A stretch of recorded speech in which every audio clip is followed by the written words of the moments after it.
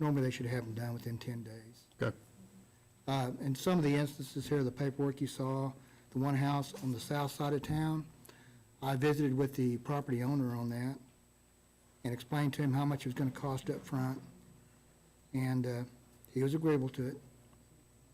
And we've already had a lady come in just this week and ask how she starts to make payments on this, and she was supposed to go over and see Cindy about it, or I guess the water department is where it's going to be paid. She took her invoice over there. So a lot of these lots that we have, I'll just kind of add to this a little bit. A lot of these property owners don't live in state. For example, we can't even get them to court. We could summon them to court for them to show up. A lot of times they don't. So we're just kind of sitting there saying, well, what's it going to cost to clean this up? And without taking these bids up front, I would have no idea. It's just kind of a shot in the dark. So if the court said, well, let's go ahead and fine them $500, for example, to clean this up. We had one down on Spruce. It went through court, gave them plenty of time. They didn't finish cleaning it up. The court said, we'll just go ahead and have it cleaned up. And that was sent to the owner. So we don't really know when we go to court. And if we just fine them and get money out of them, it's still not getting the lot cleaned up either. Yeah. This is a long shot, but to collect the money due, could they put it on their credit card? Well, I don't know. That would be a Stephanie answer. Stephanie? We can accept payments that way. We have limits set on how much we can accept, because the city assumes the charges for all of that, but that is something we could look at. Okay. I mean, it might help on the smaller charges, you know, the $10,000, $11,000 charges I can see, but maybe on $500, $600 or something. Okay. Just a thought, look into it and see what it might take to do something like that to help us out. But John, the expense even goes deeper because not only do we have to demolish the house, but then now we inherit a lot that we have to maintain and mow and everything throughout. So we do have a program of free lots if somebody wants to take a lot, right? Correct. But I don't know what the, Those properties don't become the city's, though. They stay in the hands of the property owner. okay. But I know that we got tremendous expense maintaining things too. I was looking at the process, and I think I talked to you, Paul, about doing it within a year instead of letting it go, what, was it 3 years before it goes up for tax sale for non-collection? Have we ever done it that way? Do we have success rate doing it that way? I think we've done it in a select case or two.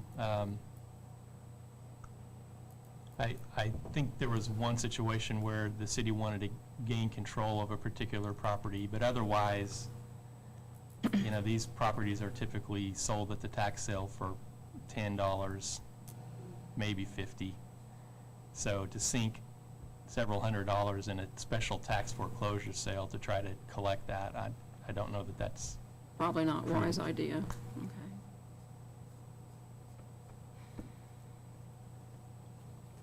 I thank you for You guys are doing a good job. I'll move to approve consent agenda items. so move. The motion was made by Commissioner George and seconded by Commissioner Horn to approve the consent agenda as presented. Commissioner Gonzalez. Aye. Commissioner George. Aye. Commissioner Edwards. Aye. Mayor Jones. Aye. Commissioner Horn. Aye. Moving on now to comments from the public. Any comments? Going once? 1.5? Hi, Neil. Hello, I'm Neil Barkley with Coffeyville Resources Nitrogen Fertilizers. Last time we were here a couple of weeks ago, there were still some concerns expressed by the council on a couple of the items having to do with the restrictive covenant and to the letter of that we proposed to send out to property owners in the possible purchase of certain properties. The next day, I visited with the city attorney, and I think that we came to some language that we agreed to, and that has to do with the partially or fully loaded cars. And hopefully you've all had an opportunity to read through the new language, and I just ask if you have any questions about that. I would be happy to answer that. The other part had to do with the purchase, and it was brought up that perhaps the appraised value by our third-party appraiser might be different than the county's appraisal, and we've agreed to take whichever is higher, if that would be the case. So those are really the two items, I believe, that had come up. Once again, I think we've lost, or at least I have lost focus a little bit. The purpose of this is really, it's to help us in our business, to make our business operate better, to make the railroad's business operate better. A side benefit is that it should relieve some of the congestion in some of the crossings within the city for the rail cars. As our business grows, the number of cars are going to grow, so what is somewhat of a problem now could be much more of a problem if we don't do this. So I ask the council to consider it again, the council and the mayor, and to approve it at this final reading. Thank you. Thank you, Neil.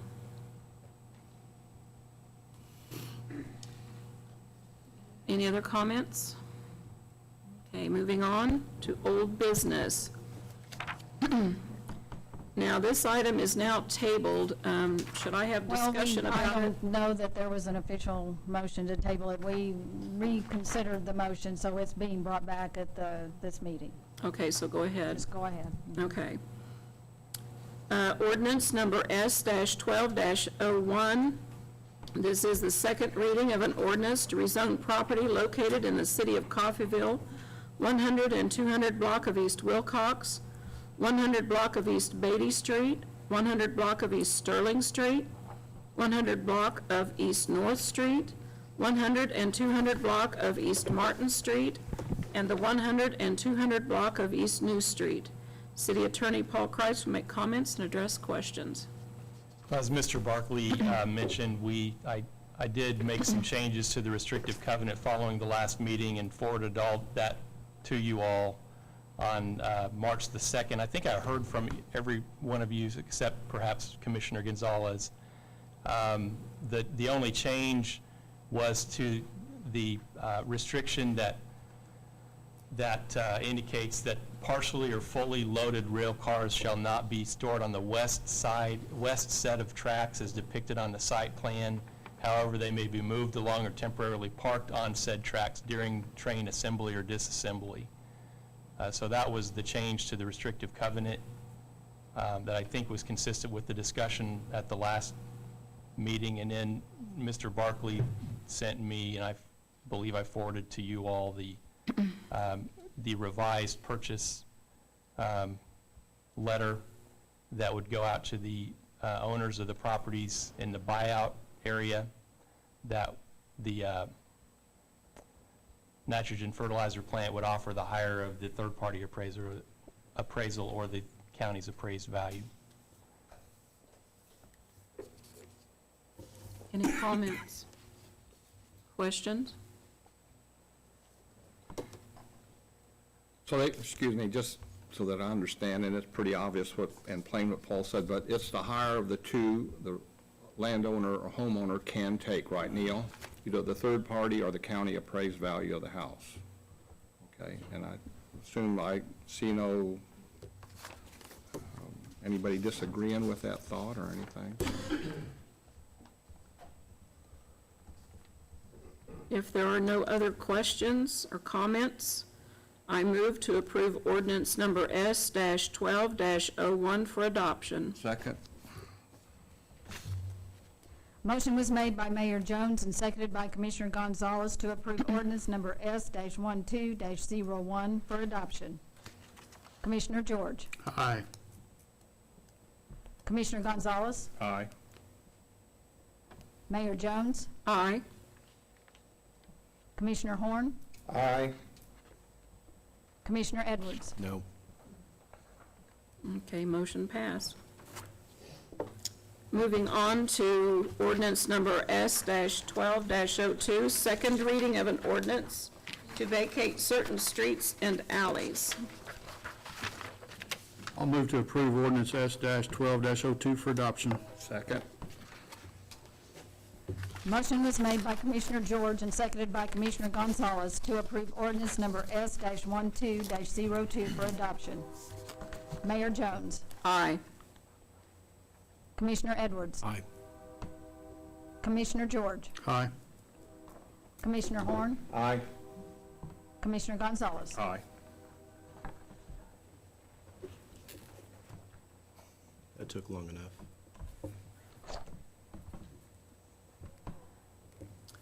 New business, resolution number R-12-28, a resolution to execute a contract with SEK Leaf and Lawn for airport mowing.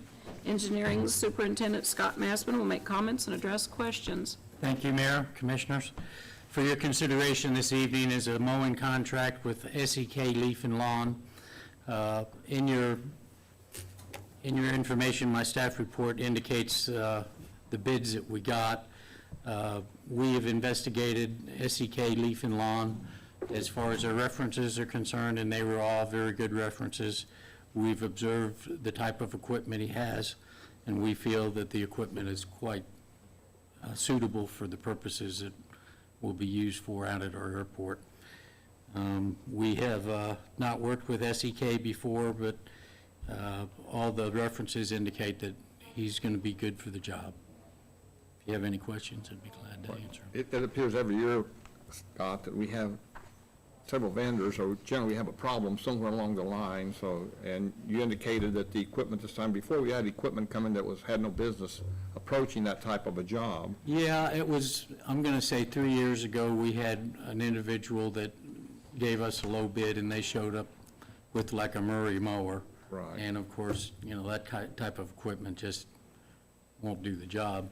So we put verbiage in our request that it has to be in commercial grade equipment. And we also make them submit what kind of equipment they have. I do have pictures of the equipment if you want to see it. Well, I move to approve resolution of R-12-29. So move. Motion was made by Commissioner Gonzalez and seconded by Commissioner Horn to approve resolution number R-12-28 for adoption. Commissioner Edwards. Aye. Commissioner Horn. Aye. Mayor Jones. Aye. Commissioner George. Aye. Commissioner Gonzalez. Aye. Resolution number R-12-29, a resolution to approve preferred mowing contractors for weed lot and city-owned property mowing. Code Enforcement Officer John Hufford will make comments and address questions. Hi, Evening, John. Mayor and Commissioners.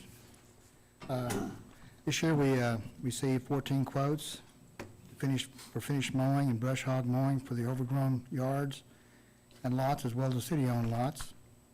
All bids were based on mowing a standard 50-foot, 140-foot city lot, including the adjacent parking area between the curb and the sidewalk, with commercial equipment. The work will consist of mowing the lots to less than 4 inches in height, and all grass and/or weeds not cut with a mower must be trimmed with a commercial-grade trimmer. All loose trash must be gathered and properly disposed of prior to mowing. And like I said, we received 14 quotes. And instead of reading all of them off to you, in order to keep up with the number of lots required to be mowed this year, staff recommends approving a preferred vendor or contract with the 3 low bidders, which would be 5-star contractors, in the amount of $12.27 per lot. BG and Sons, their price was $12.50 per lot, and Proactivate, $13.75 per lot. This is to allow us to assign the lots to be mowed on an as-needed basis and be assured the mowing will be done in a timely manner, which is normally time we give them a work order is 3 days. We like to see them mowed. I have checked the references on the contractors selected. One of the contractors does cleanup work for us now, and I've seen their work. They do good work. I've also inspected their equipment.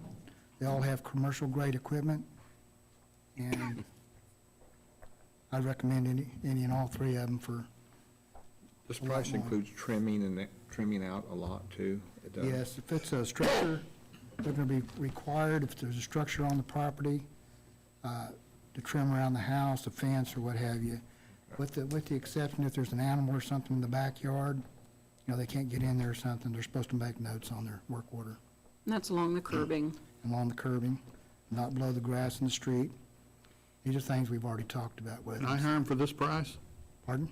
Can you hire them? Yeah, for this price? They're gonna be busy. Probably in a couple of weeks, they're gonna be getting after it, so. John, I was just curious, and maybe you're the wrong person to ask, but on this empty lot, the weed lot mowing, what does it cost the city a year, just on an average? Do we know, Stephanie? Stephanie? I wouldn't wanna guess on that, so I'll let them answer that. we spent $30,500 on the weed lot. Yeah, I haven't had a chance with a lot of mowing. Thank you, John. Okay. I move to approve resolution R-12-29. Second? Thank you. Thanks, John. Motion was made by Commissioner Gonzalez and seconded by Mayor Jones to approve resolution number R-12-29 for adoption. Commissioner Gonzalez, Aye. Commissioner George, Aye. Commissioner Edwards, Aye. Mayor Jones, Aye. Commissioner Horn. Aye. Discussion and action to appoint 2 people to represent the city of Coffeyville on the Kansas Municipal Energy Agency Board of Directors. City Clerk Cindy Price will make comments and address questions. Mayor and Commissioners, the city of Coffeyville is a member of the Kansas Municipal Energy Agency, and according to their bylaws, each KMEA city has 2 directors and an alternate on their board of directors. Currently, the city manager serves as director number 1. His term expires April of 2013. Gene Ratzloff serves as director number 2, and Richard Gonzalez serves as alternate director. Both of their terms are expiring this year, April 30th of 2012. Since Mike Shook now serves as our deputy director of the electric utility department, staff is recommending that you appoint both Gene Ratzloff and Mike Shook to fill those terms. That would get Mike some good experience with the KMEA Board of Directors. And we do appreciate, Richard, your service as alternate director. It's better to have somebody with a little more knowledge. Move to appoint Gene Ratzloff as director number 2 and Mike Shook as alternate director to serve 2-year terms. So moved. Can I ask a question before we vote? Question. It's not about these 2 guys, but do both of these gentlemen have to be at conventions or something like that? Or all 3 of them go to conventions together, or is Mike just going to be the alternate? Yes. You asked me about 3 different questions there, and Gene and Mike are both here, and I know Gene's been involved in this. The Mike will be alternate the alternate goes then? if Mike will be the alternate would go. So if Gene can't go, Mike Right. goes, or if Jeff can't go, Mike goes? Now, there may be a convention or something where all of them go, but Mike might have gone to that anyway, just as his And who's going his to watch our position. utility if they're all 3 gone? I'm just teasing. Go ahead with the vote. The fire chief, okay. He'll use good judgment. Motion was made by Commissioner Edwards and seconded by Commissioner George to appoint Gene Ratzloff as director number 2 and Mike Shook as alternate director to serve 2-year terms on the KMEA Board of Directors. Mayor Jones. Aye. Commissioner George. Aye. Commissioner Edwards. Aye. Commissioner Gonzalez. Aye. Commissioner Horn. Aye. Well, that was quick. Bless you, Stephanie. Okay, moving on now to comments from commissioners and staff. Staff, you can go first. I do have several things to go over quickly tonight, and most of this comes from our staff meeting that we had this morning when we go over projects. The IT department has installed an access point at the North Industrial Park. This is for our wireless customers, and they're currently moving those customers who are in the industrial park that are currently on the stadium tower. They're moving their wireless to the new tower. And Chris could explain that, but it's with the new road construction they were having trouble, not construction, the new road that was constructed. They were having trouble getting their wireless from the tower. So he's getting them How many people do we hooked have up. out there that use it? I didn't hear In the that. industrial park? We have 7 Companies or individuals? companies. Okay. Good. That's real good. If you've driven around the high school before school, you may have seen several police cars there. They have been conducting a seatbelt check for the last 2 weeks, and it's part of the SAFE, S-A-F-E, enforcement program, and that stands for Seatbelts Are for Everyone. And that's a program through KDOT. So they're just making sure that the teens are all buckled in. Yeah, we need to protect our future as best we can. That's correct. And I think they've had good results with a lot of seatbelt use.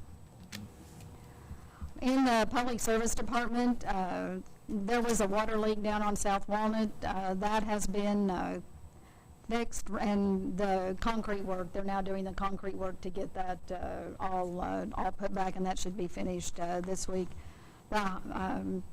Paint crews are out striping the highway West 11th from Buckeye to the overpass. I know you asked about that, Dawn, at the last meeting. And also the alley behind Beach Street Laundry, that brick alley, that's been repaired. The Shale Pit Lift Station project is complete, except for the installation of the standby generator. We knew when that was bid out that generator had to be ordered, and it would, once it got in, it would be put in place.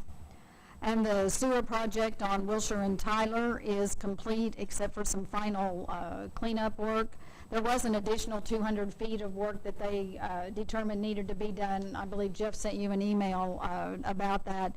And there will be a change order on that project presented at the next meeting. And there's been a lot of work in the alley just north of City Hall, what we refer to as the PD alley. The concrete work will begin in that alley next week. And Don, you also asked about the lights on East 8th Street. Electric has installed lights on East 8th Street and also from County Road 5300 to Walmart, and they may add I asked about lights over the additional bridge lights. to the new Walmart. I'm sorry? My question regarding lights was from Walter Johnson Park over the bridge to the new Walmart. And do you, We're waiting for some more proposals. okay. I misunderstood your question then. when I you think asked somebody about else that. might have asked about that, I'm not sure. Yeah. You asked from Walter Johnson to what I thought was County Road 5300. Yeah. Okay. And the last thing is, Police Chief Joe Humble has announced his retirement, and that's effective April the 1st. His last day at work will be Friday, March the 18th. There is a reception. I think you got a notice of the reception from 2 to 4. And Jeff has appointed Commander Diane George to be the interim police chief. And for the meeting, I do have a press release for that I can give you after the meeting. Okay. And that's all I have. Commissioners, any comments? How close are we to hiring a greenskeeper up at Hillcrest, or have we interviewed? That, he has been hired and will begin next Monday, isn't it? Monday? Next Monday. I realize this is a totally different question, but have we ever thought of the possibility, you know, we used to have a youth golf session during the summer and once a week. Have we ever thought of doing that for a full week or something? You know what I'm saying? And that will be something we'll pass along to the Yeah, golf would you course. pass that on and tell them to really think about that? I'm selfish because I'd like to have my grandkids come down and spend a week on the golf course with somebody up there if they could. And it'd be Okay, we'll hard to pass do it that along. a day at a time for 7 weeks or whatever. Grandpa, that's what you're supposed to do. No. They learn from me, they're not going to learn correctly. Do we have a summer program for our youth, cutting grass, like we used to, and, just labor-type work, city hired? We do hire part-time summer help, yes. And a lot of those are young. I mean, they have to meet the age requirements. In regard to that question, when I was, years ago when I was in Topeka, they had what they call the mayor's program, and various high school kids would take on summer jobs, you know, doing odd things like trimming grass or something like that. There's no grants available to sustain anything like that for us, or, you know, within our city, or to help some of the youth out? No? I do. It's just, you know, I'm just taking it a step further from what Commissioner Horn said. Be nice. Another question, what will be the dates of opening and closing on the swimming pool? It's my thinking that we close it too early, because sometimes it's still hot, school hasn't started, and we shut down. The pool will open on the Saturday of Memorial Day, which that will be May 26th. And there's not a set date for it to close. They determine that as they go throughout the summer.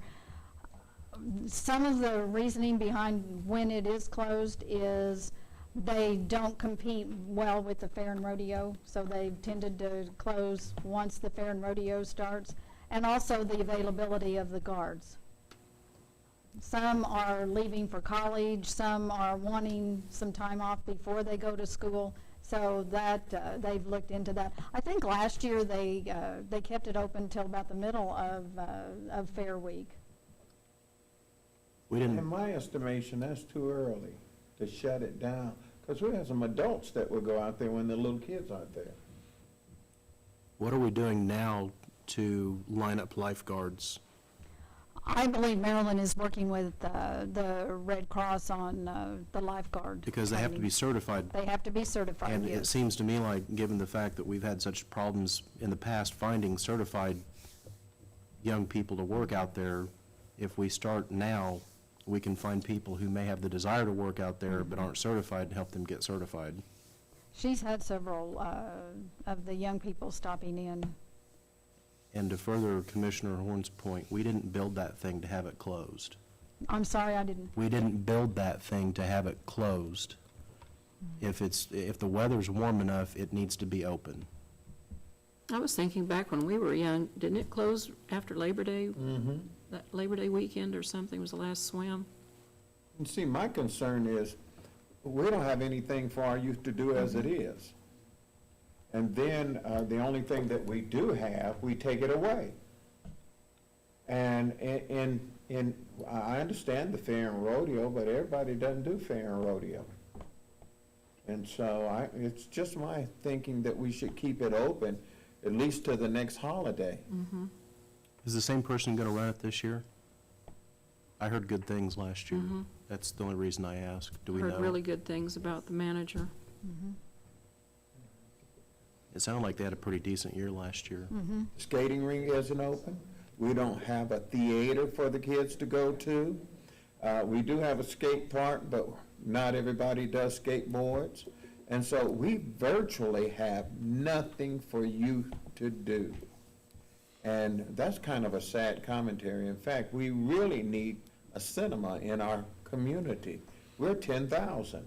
And so we need something where I don't have to go to Bartlesville or Parsons when I want to see an opening theater show. You know, you mentioned that in retail attractions, they're not looking at any specific thing such as a movie theater for us. They're looking at other retail. They're looking at a multitude of things. Okay, Maybe we and should put that on the, They've discussed, it's been in our report. There have been some movie theater companies in our report, okay. yeah. but it's been a few months since I've seen those names pop up. And speaking of retail attractions, when is our contract up for renewal? It is up the end of April. April. Okay, my turn? Yes.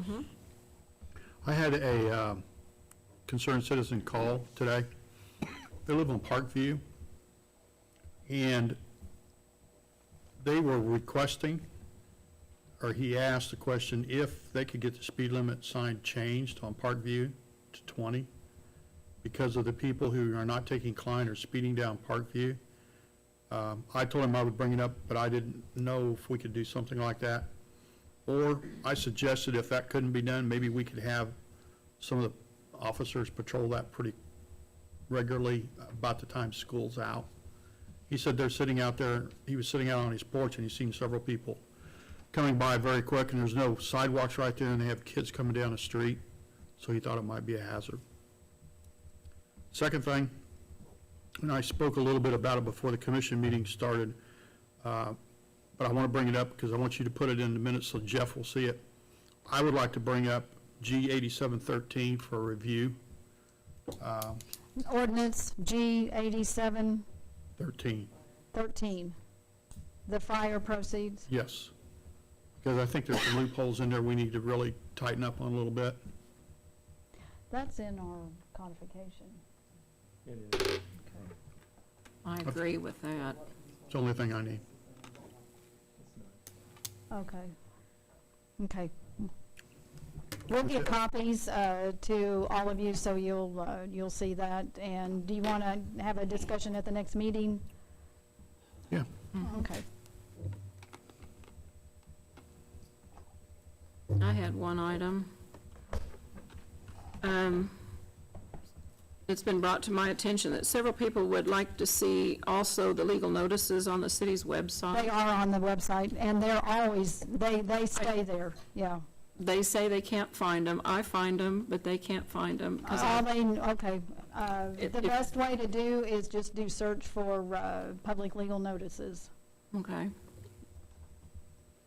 If you're listening, public legal notices. But yes, everyone that goes in the paper, and that's been a practice that we've been doing for quite some time, that are on the website, which it is nice because they stay. They aren't just a one day. Yeah, they're there forever. Yeah. I know a lot of people have told me, well, I can't find anything, and if I can do it, anybody can do it. So, don't laugh. But anyway. Does anybody have a disposition on the bill 2501 and 317. 317 at disposition on that? The House Tax Committee was set to discuss it today. According to Brad Smoot, the lobbyist, the preceding discussion took longer than expected, so they did not get to that bill today. The Kansas Association of Counties has sort of taken the lead on suggesting a moratorium for 2 years, while an entity called Legislative Post Audit studies the issue and tries to determine the impact. So that's the latest. Okay. Man. Do they feel, Paul, that that's something that the House would go along with? I think there's some positive feedback, yeah. Good. Good deal. Well, Paul, since they got post-audit involved, I mean, did they set a time frame for them to come back with? Yes, I information. think January 1st of 14. That's just being suggested. That has not. Okay, so post-audit's not really involved yet. Post-audit is not involved at this point. I think everybody feels like, obviously the opponents of Senate Bill 317 and House Bill 2501 feel like there just needs to be an understanding of the impact before this thing goes any further. And one more thing for consideration, because I made a statement and I heard some commissioners concur with concern. We still have people living in Second Street apartments, Third Street apartments, and I still have the same belief that these residents, Fourth Street, are too close to the foundry. After that explosion that I experienced while I was over there teaching Bible study, I don't think we should have anybody close to that area because to me, it's a red zone. And so, I remember, Mr. Morris said that he was gonna contact some individuals, and I know he's not here. He was going to contact the KHRC, the Kansas Housing Resource. But I'd like for us to pursue that, and with a focus on safety, possibly seeing if we can get that neighborhood, especially the housing, the low housing, out of that area, because they're in danger. Smell's getting worse. The news had already talked about emissions. They're right there in the mix of all of those emissions. And so, it's a dangerous thing to breathe all that stuff. We really should look into that. And I don't want to just vent. This is not a venting moment. This is a serious concern moment for residents that's living in a high toxic area with possible dangers that could occur anytime. Kind of like we don't even know when.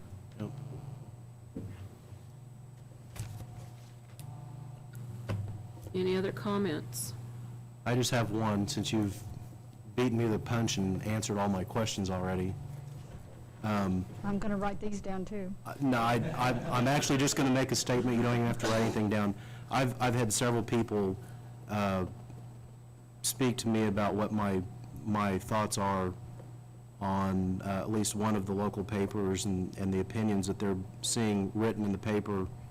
And I happened to be reading an article in another newspaper out of Tulsa, and I found a quote in there from Proverbs 18:2 that I found very interesting and appropriate.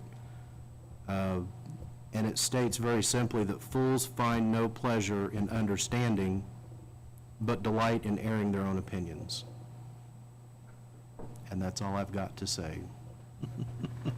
Fools find no pleasure in understanding, but delight in airing their own opinions. I can cut a Bible verse once in a while, too. See there? Amen, brother. Anything else? Okay, we're going to move to adjourn to executive session. Mayor, our housing director has something he wants to I'm sorry, talk to Bobby. you about. I wasn't sure where I was going to be in the order this evening, but we were approached late last week, and the real estate agent that is handling the property at 806 was approached in regards to trying to get an agreement on the property there at 806 West First. Received a contract today from the agent handling that property. The individual that is interested in this property is coming to work for the city of Coffeyville. They're moving here from out of state and really like the house. They are proposing to do a 6-month rental and then purchase after the 6 months. And we just wanted to bring it to you guys this evening for consideration. I don't have a resolution to present to you at this time because we did just get the contracts today on it, but we wanted to address it with the commission and see if there was a consensus towards approaching that property in that manner. Question. Yes, sir. If they're interested in the house, just a question, why rent it for 6 months? I can only speculate on the answer to that. There is a probationary period when you come on to work for the city, I'm assuming, and it's just a pure assumption on my part. I haven't addressed this with the person, that they want to make sure they get through that probation period before making that type of commitment. Well, that's just right logical. Okay. Okay. Well, it's my 2 cents. Yes. They never work. I've seen lots of these deals, but, and probably 90% of the time, they'll never go through unless you write a real good contract. I would also suggest that before we do it, they're pre-approved for the loan, and that Paul then writes a contract that they can't back out Well, the way the unless it's loan failure. The way the agent wrote the contract, it's clearly an option. It's not a requirement. They would live there 6 months, and then they would have until sometime in October to exercise the option. Oh. They can also exercise the option to purchase prior to the 6 months expiring as well. So if they live in it for a month and decide, well, we'd rather just go ahead and buy that contract, they can do that as well. But it gives them really until wanna get in the October area? 1st. How much to is the make contract purchase. price? For the purchase price, Yeah. where we have it listed right now at $53,500. Do we really want to get in the area of renting? We were approved through the grant agreement to do that. It's been an area we've tried to avoid going to. For this particular property, it's not a bad option. But you say this person is waiting out a 6-month probation, working through a probationary period? That's purely my assumption, Yeah. Commissioner Gonzalez. I haven't talked directly with the individual. They've been dealing through the real estate agent, so. And if it's a rent, if we go the route to renting the thing, we will make sure we have a stringent contract so any damages and stuff are covered. That's correct. It was, Paul actually reviewed the contract this afternoon, made some suggestions as far as additional language needed. It was sent to the real estate agent. They were adding it to the contract, which will then go back to the party interested, so. The flip side is, I would imagine that we're gonna, if we hold that house and sell for just a straight-up sale, we're gonna be giving up prime real estate months. I mean, it seems to me like if people are gonna come to our town to be a teacher, they're gonna come in the summertime, and we're gonna have that house locked up with a renter. It's a very good possibility, yes. How long has that house been sitting there empty? I'm not sure when it was completed. It was done prior to my starting here, so I'm not sure how long it sat prior to my starting this job. In what, year and a half? It's been a year and a half, Every bit of that. the fall of 10. So it's costing us in utilities, and we have insurance, and, Yeah, we are incurring basically soft expenses on it as it sits, yes. What's the rent? $500 a month. What's the down payment? Or I don't have that in front of me, Mr. George. I don't think there was a deposit. I don't believe there was, no. Oh, no, that's a problem. Can there be pets in the house? no, I don't think that language is in the contract either. no pets. It is, they are responsible to repair anything damaged if they did decide not to purchase. That language was placed in there by themselves or by somebody Can I ask you- visiting them. Can I ask who wrote this contract? Larry Frederick with United wrote the initial I have contract. never in my 39 and almost 40 years ever signed a contract for rent of anything where it didn't address pets and a deposit. And a cleaning. So we did discuss the cleaning deposit aspect of that. Ms. Richardson and myself discussed that this afternoon. And it can certainly be added to the contract. Because this is going to be a city employee, we really debated on the necessity of it for this particular project. But it can certainly be added to that language can be put in. I think I'd rather see the contract before I'd say yes or no. And that's why we're not bringing it to you in a resolution. We just wanted to see if this is an avenue that you would like to pursue before we, bring it to you in a resolution form. Well, it's obvious we need to do something, but, I'd like to see a deposit, and as one that has pets, and they're little, I've seen what they're capable of Oh, doing. absolutely. I had one eat a wall. The language that's being added, be responsible for any destruction, defacement, damage, impairment, or removal of any or part of the premises caused by an act or omission of the tenant or by any person on the premises at any time with the express or implied consent or permission of the tenant. Is it standard practice in the real estate business to require 2 months' worth of rent for a down payment or a deposit? I or can't one remember month? the exact law. I know that it's like I first think month's it's rent. 1.5 times the Yeah, rent. 1.5 One and a times the half. first month's rent. or- $750 if the rent was.